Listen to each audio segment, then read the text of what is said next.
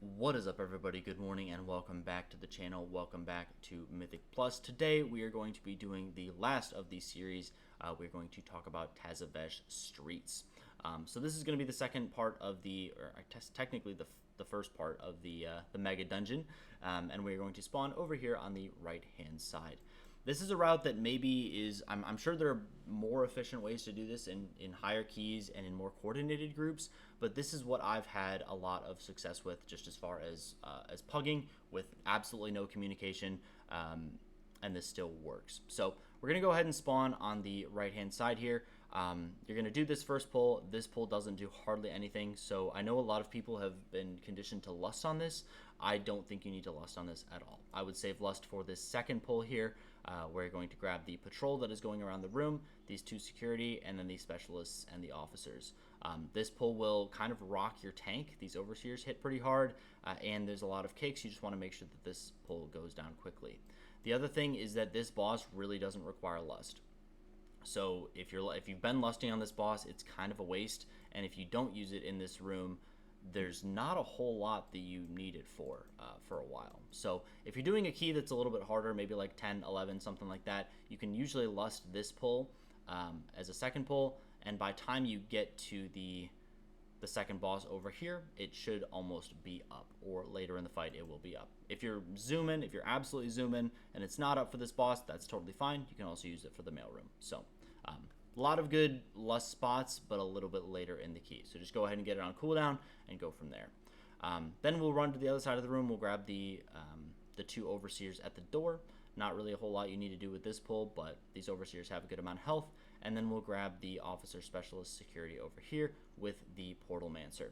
Just make sure the one portal mancer cast doesn't go off, the empowered glyph of restraint.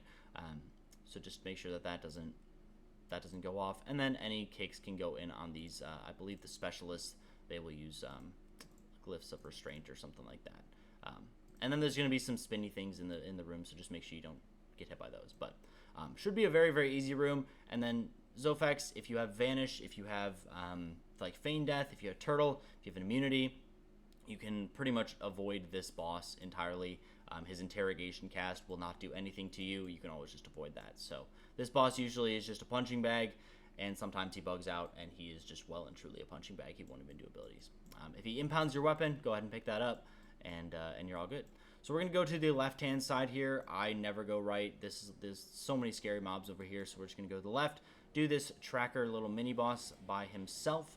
The only thing that you really need to keep in mind is that you stay in the circle, and then once he sets the beam out, the spinning beam, just make sure that you move before you get rooted, just so that no one gets rooted in the beam. Yeah, just some pre-moves. Pretty easy little mini-boss. Usually goes down pretty quick, and very, very efficient mob. Going into this next pull, we'll get the two core hounds and then the dire horn. The only thing that's really scary about this pull are these core hounds. First of all, they need to die together. I've seen some groups really struggle to get that. And then they will also cast Ancient Dread. This, as you can see, 50% reduction in casting speed and time between attacks by 100% for 30 seconds. And it is a curse, so it is going to be pretty hard to get off of you. You can't like mass dispel it or anything like that, so just make sure that you have someone kicking both of these 100% and that they die together. Go ahead and finish off the dire horn because he usually lives a little bit longer, and then we'll go down, we'll do all these cats by themselves. These will put pretty nasty bleeds on random people, so make sure that you heal those off. If you have an evoker, you can go ahead and dispel those, but any stops are good. Ursul's is good here. Go ahead and make sure that these cats get taken out just by themselves. Going into this next pull, we're going to grab these two Peacekeepers. If someone on this pull wants to actually trigger the RP of this boss, that is super helpful. So if you have someone that wants to do that, I had a couple people in Pugs take initiative and do that, which is very, very nice because then the boss is just waiting for you when you get here. But go ahead and grab the Peacekeepers, drag them all the way into the boss room, and we're going to do this boss. I'm not going to go through all of these boss mechanics, but really the only thing that I've seen people struggle on is the Alcrux mechanic, where he summons the blue circles and then summons more blue circles on top of them. People just really need to get more comfortable with standing in something for a little bit longer than feels comfortable.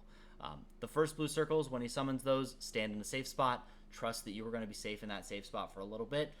keep an eye on the closest blue orb or the place that you want to move, and then go ahead and move into that spot once that orb actually hits the ground. Well, if you do that, if you avoid that mechanic, the rest of the boss is a piece of cake. If you have Mind Soothe, you can go ahead and Mind Soothe these Peacekeepers over here, but I don't think you've needed it in keys. I've definitely forgotten to do it, and we just hugged the right-hand side here. We'll grab these 2 Peacekeepers and the Muscle. The Muscle will absolutely demolish your tank, so just be aware of that. And then try and pull these mobs and stack a little bit closer over here, something like that, because we don't need this Skulker that is patrolling around this area. So go ahead and avoid him.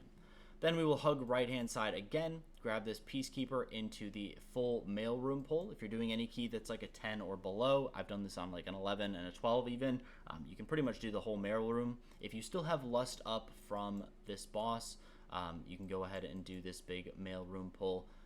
Pull it around this corner right here, have everyone stack up or at least be around this corner. Everything will funnel out. You absolutely demolish this. You also could just take it a little bit slower like we have the route here.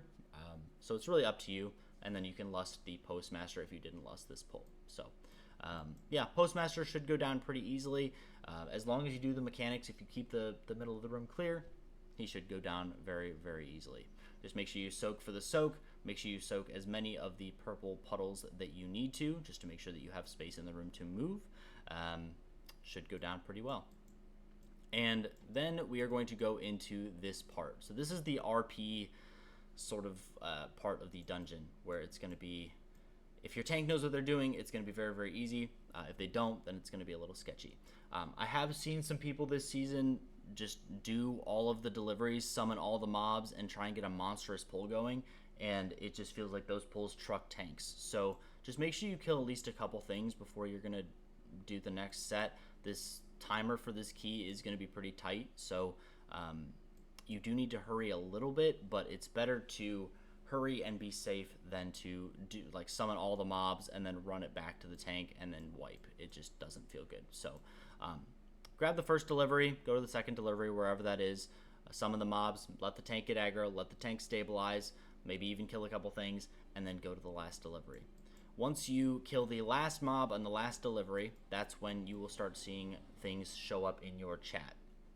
They will say like, what can I give you as a reward, entrance to an exclusive club, and then they will say the password in chat. If you have an add-on, I'm sure there's an add-on that will tell you what to click, but you'll give the correct password at the door right here and run into Zogron. Go ahead and collect your musical notes.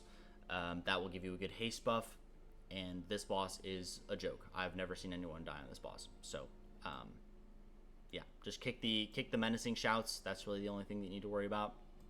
Menacing shout cannot go off, and go from there. I like to do this mini boss. I don't think there's a way to skip it right now, or if there is, I've never seen anyone successfully do it in pug groups. So go ahead and just do this mini boss. I like to just aggro it and pull it all the way over to this corner over here, so there's no chance that we're pulling this patrol. There's no chance that we're pulling these Peacekeepers. Just do it over by the mail room, just so you can be extra, extra, extra safe. This will account for 8.3% of count, which is kind of crazy. So we'll go ahead and do this mini boss, and then we'll run back up here, click this, and then go into Swazmi. This boss, as long as you do the mechanics, it should be very, very easy. You can milk the cast for the double technique. Just have someone kick the first time, and then let the cast get almost to completion the second time, and then just kick it on the second one. So just keep in mind that it is a double cast. You do need 2 kicks for it. Yeah, not a whole lot to talk about in that boss, but if you see the scary circle spawn on circle or triangle or something like that, just take the portals to avoid that ring. If you get hit by the ring, you're probably going to die. So just don't get hit by the ring at any cost. And also usually tank the boss in one of the corners if you can, something like that. So if the boss divides the room vertically, or if he divides it horizontally, your whole team is already in the corner that they need to be in. So that's just what I would probably recommend. But this dungeon goes by really quick. There's not a lot of things to explain. But yeah, I think this is a dungeon that a lot of people are really scared of because it can be challenging if you don't do the bosses correctly. But this is the route that I've used, had no issues with it, and time to 12 yesterday. So hopefully I will get you guys some more key commentary coming up here.